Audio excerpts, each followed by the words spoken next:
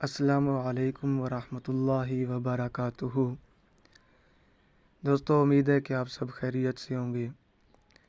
دوستو، آج میں آپ کی خدمت میں کفار کی نبی کریم صلی اللہ علیہ وسلم کے ساتھ بدسلوکیوں کا واقعہ لے کر حاضر ہوا ہوں۔ ایک روز نبی کریم صلی اللہ علیہ وسلم بیت اللہ میں طواف کر رہے تھے کہ عقبہ بن ابی معیط آیا اور آتے ہی اپنی چادر اتار کر رسول اللہ صلی اللہ علیہ وسلم کے گلے مبارک میں ڈال دی اور پیج در پیج دینے شروع کر دیے۔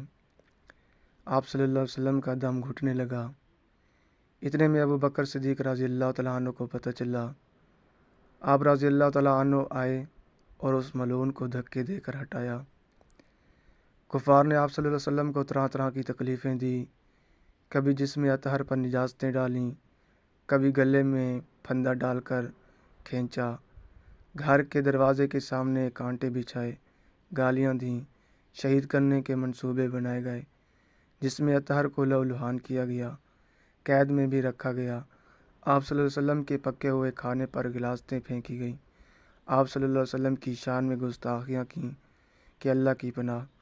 کبھی آپ صلی اللہ علیہ وسلم کو پاگل کہہ کر پکارا، کبھی جادوگر نعوذ باللہ من ذالک کہہ کر پکارا، کبھی مذمم اور کبھی شاعر کہا۔ ابو جہل نے ایک مجلس میں یہاں تک کہہ دیا کہ اے محمد تیرے ہاتھ ٹوٹ جائیں، معاذ اللہ، نعوذ باللہ من ذالک۔ آپ صلی اللہ علیہ وسلم کو کتنی تکلیفیں دی گئیں، صرف اور صرف دین کی بنیاد پر۔ اللہ پاک کا لاکھ لاکھ درود و سلام ہو آپ صلی اللہ علیہ وسلم پر اور ان لوگوں پر اللہ اور اس کے فرشتوں اور انسانوں کی ان لوگوں پر لعنت ہو جنہوں نے آپ صلی اللہ علیہ وسلم کو تکلیفیں پہنچائیں۔ آمین یا رب العالمین۔